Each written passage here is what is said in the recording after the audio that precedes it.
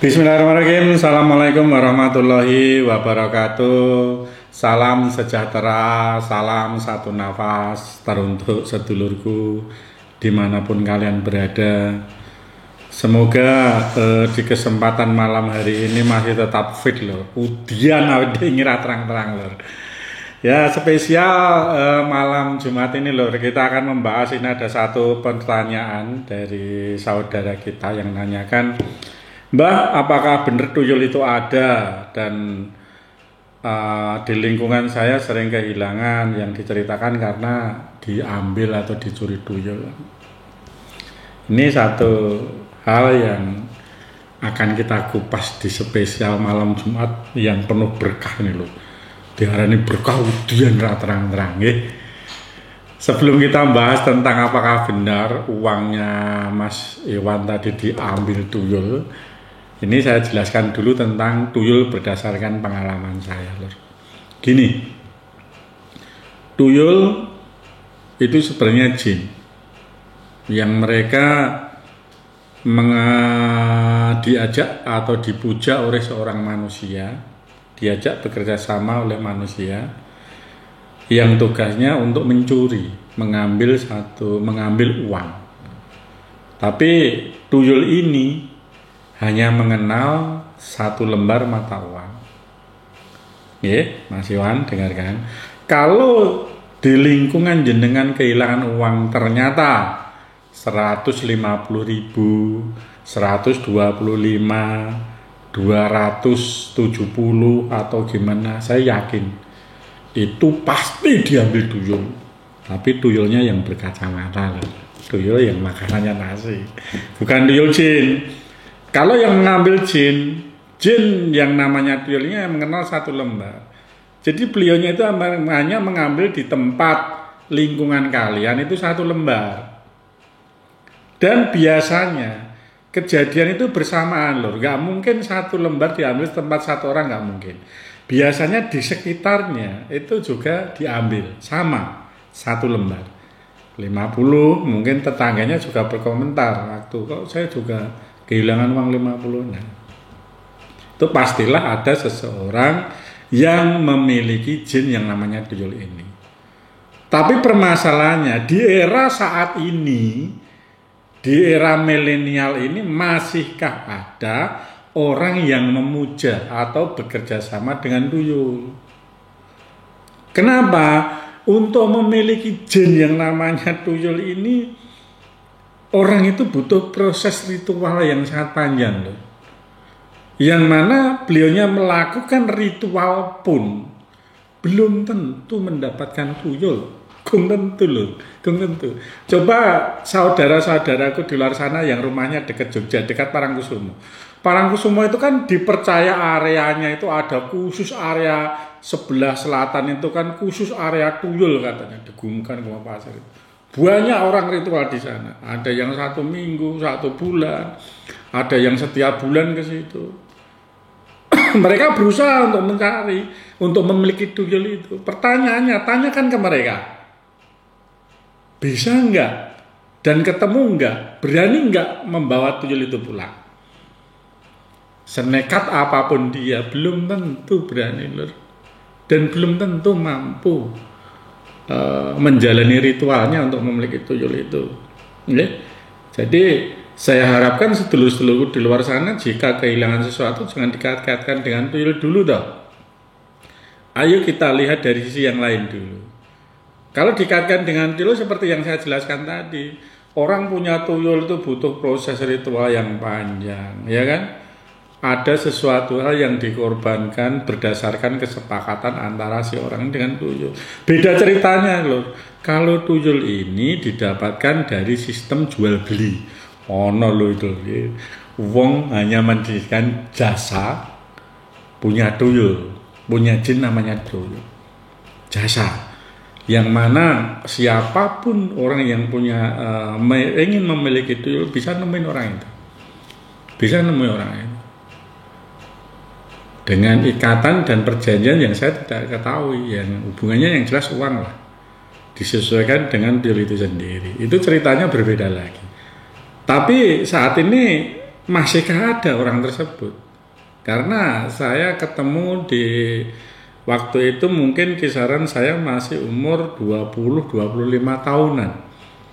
Saya masih seneng-senengnya berjalan belajar tentang ilmu spiritual ini, Lor. Jadi ayo kita buka kembali wawasan kita. Kita sampaikan ke warga sekitar supaya ketika ada sesuatu yang berhubungannya dengan kehilangan uang tidak selalu dikaitkan dengan tuyul dan tuyul, supaya ada pemahaman yang lain. Tapi tidak kita pungkiri bahwa tuyul itu memang ada.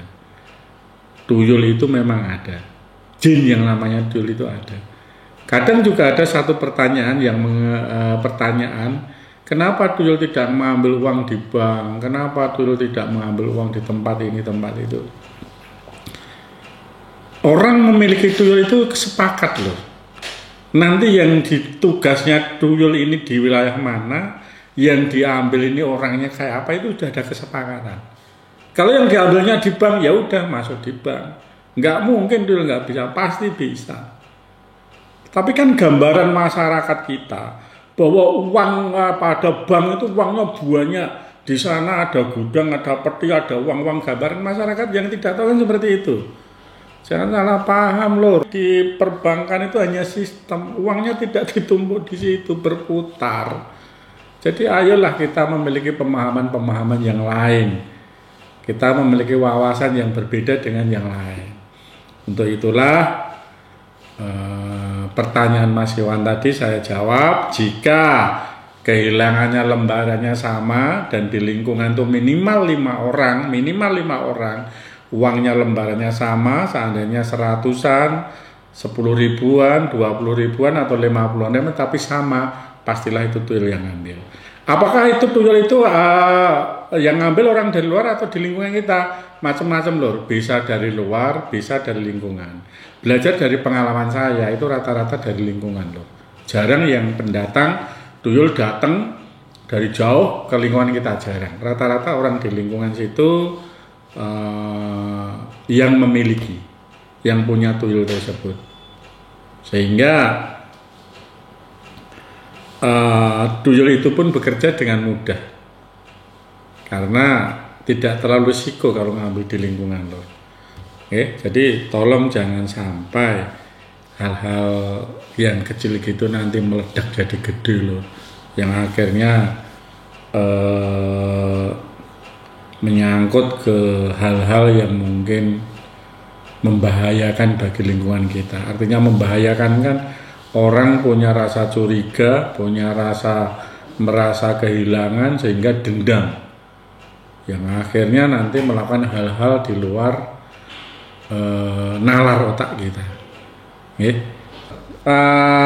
Di sini juga akan saya sampaikan bagaimana cara menangani atau cara menangkap tuyul. Tapi sebelum menangkap tuyul tak sampaikan dulu. Yang dari awal tadi saya dulu udah tahu ya, menurut penjelasan yang tak sampaikan tadi. Terus bagaimana cara menangkap dan mengetahui bahwa itu tuyul itu ada di sekitar kita. Caranya simpel loh. Tuyul ini tidak bisa ditangkap seperti yang kalian lihat di TV, seperti cerita orang dimasukkan botol dan lain-lain, nggak bisa, karena beliaunya jin, sifatnya halus dan kasat mata. Tapi untuk mengetahui simpel loh. Caranya sediakan botol, kalau nggak botol kendi, kasih silet di atasnya, kasih paku, kasih 1 paku, ya. Kalau nanti tuyul itu ada, tuyul itu mengganggu, ada di sekitar kamu, aneh loh, paku ini akan gerak, dan akan bunyi klatak gitu. Nah, disitulah berarti ada keberadaan tuyul di sekitar kita, bukan karena angin dan lain sebagainya, karena di dalam kendi loh. Jadi perhatikan dulu, ini seumpamanya kendi, ini silet, pakunya kita masukkan gitu. Paham guys dulu ya? Terus di dalam situ dikasih uang lembaran yang komplit. Ada yang 5.000, 10.000. Ya, pokoknya uang pecahan-pecahan tapi yang komplit loh. Dimasukkan aja. Dan nanti akan ada suara. Dia tidak bisa direkam loh. Jangan nanti wah tuyulnya kerekam malah tambah kacau lagi dan. Terus bagaimana cara menangkapnya tuyul tersebut? Nah, cara penangkapnya untuk Jumat besok loh. Ini karena waktu juga musimnya seperti ini, kita lanjutkan Jumat besok cara nangkapnya. Jika ada gangguan seperti itu, saudulurku bisa menghubungi atau datang langsung ke Padepokan, kita bahas benar enggak itu karena tuyul. Sekian dan terima kasih. Wassalamualaikum warahmatullahi wabarakatuh.